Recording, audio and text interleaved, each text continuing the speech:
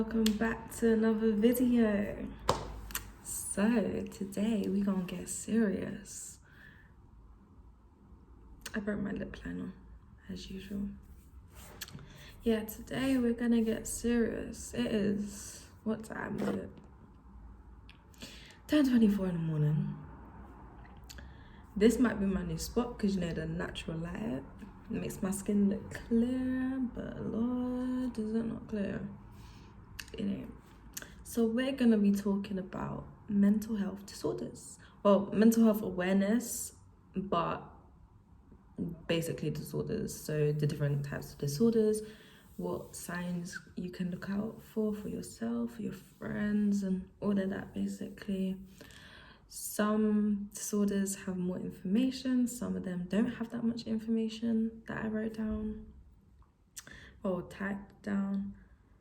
But if you do see one that I haven't given enough information on, you can I'll put the link where I get my information from, and you guys can check out the link and read more about it, because there is a lot more to all the disorders that I'm saying, but I'm not trying to overdo it with the information because it could be a lot to take in. So there is a lot more information that I haven't included that will be in the link.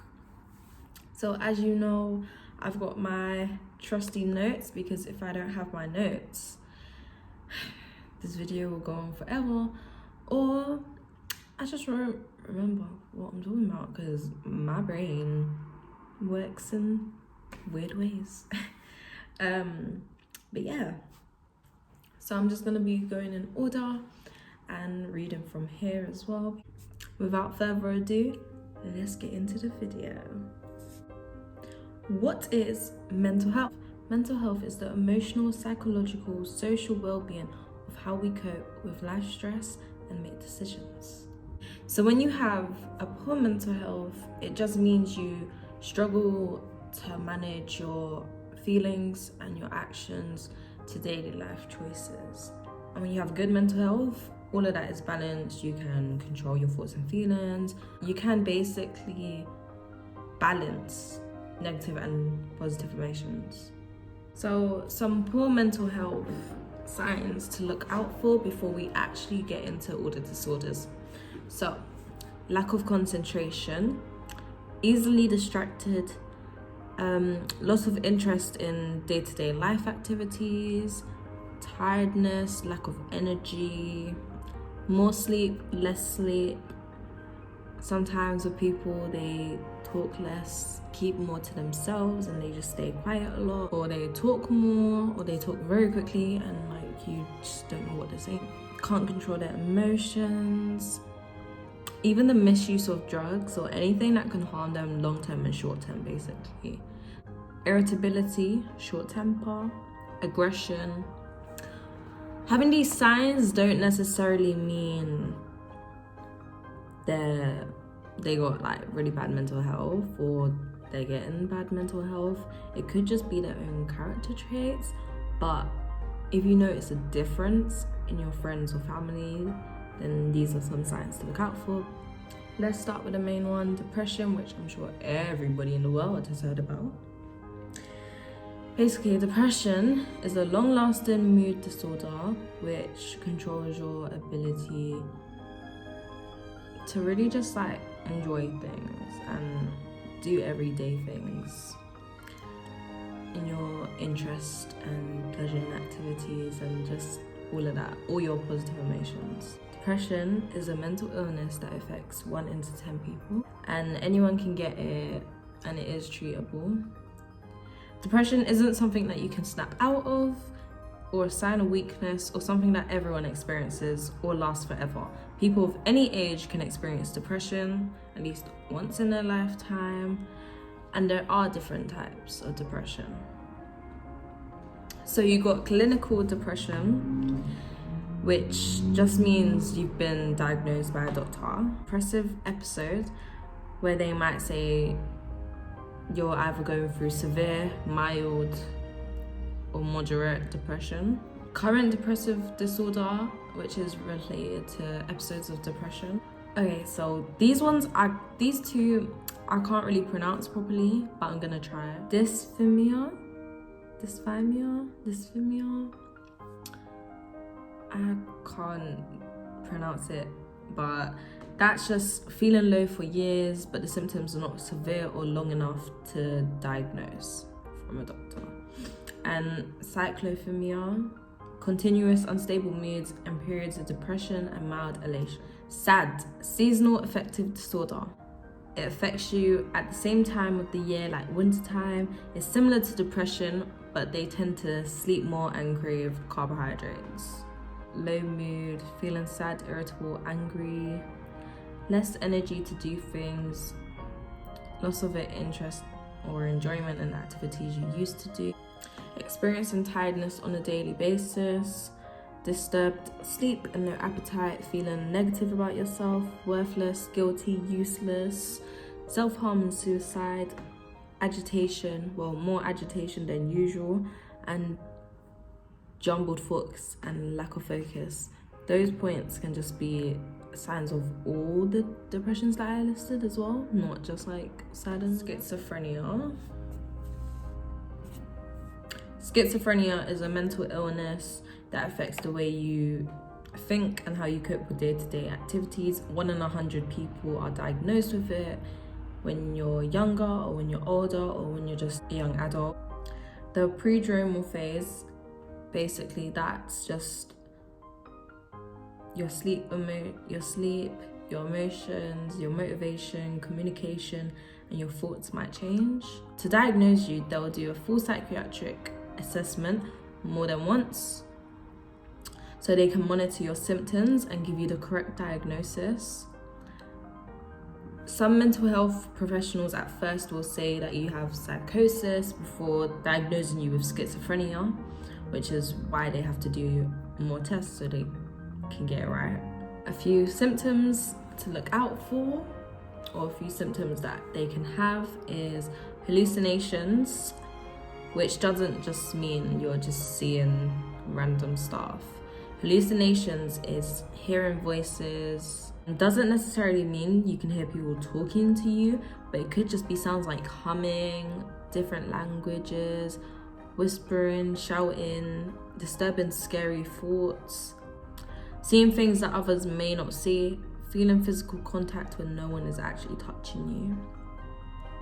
Delusions, unorganized thinking, slow movement, poor hygiene, and changes in body language and emotions. Okay, bipolar disorder, that's just like you having at least more than one episode of mania that is longer than a week and usually lasts around 3 to 6 months if it's not treated. But a depressive episode will last like 6 to 12 months without treatment, but it could be longer. That's bipolar 1 disorder. Bipolar 2 disorder is you're more common to have symptoms of depression and more than one period of major depression and one period of hypermania instead of mania. Hypermania is just the abnormally hyper state of mind. I feel like I'm stuttering bears. And these are some of the bipolar symptoms: feeling happy and excited even when things are not going good, being full of new and exciting ideas, moving quickly from one idea to another, hear voices that other people can't hear, irritability, racing thoughts, talking very quickly, making decisions without fully thinking them through, unwise decisions like spending a lot of money, casual sex with different people, drugs, alcohol, gambling, all of that stuff. Anxiety is the feeling of unease such as worry and fear, and it could be moderate or mild or severe. Your brain tends to release stress hormones such as adrenaline or cortisol, even if there is no danger. So your brain will basically be telling you that there's a danger when there's really no danger. If you suffer from anxiety disorder, these feelings of fear can go on for a really long time and just ruin the actual order of daily activities. These are a few signs: racing thoughts, overthinking, lack of concentration, irritability, sleep issues, dislocation which is the lack of connection to your body, so you feel very disconnected from your actual body. Sweating, fast breathing, heavy breathing, shaking, dry mouth, hair loss, racing heartbeat, extreme tiredness and lack of energy, dizziness and fainting, sickness and stomach pain. And yeah, those are the symptoms to look out for if you feel like you or a loved one is going through anxiety. DID. Okay, so in the other one I pronounced it wrong. It's actually dissociation, I think, and dissociative identity disorder, which is the mental process where a person disconnects from their thoughts and feelings or memories or identity.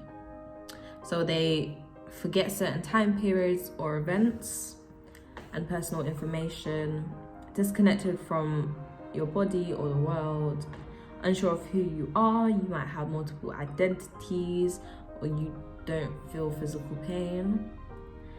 Dissociative amnesia. You might not remember things that have happened to you, like stressful traumatic events or any other event. You might not remember who you are, what happened to you, where you was, how you felt at the time.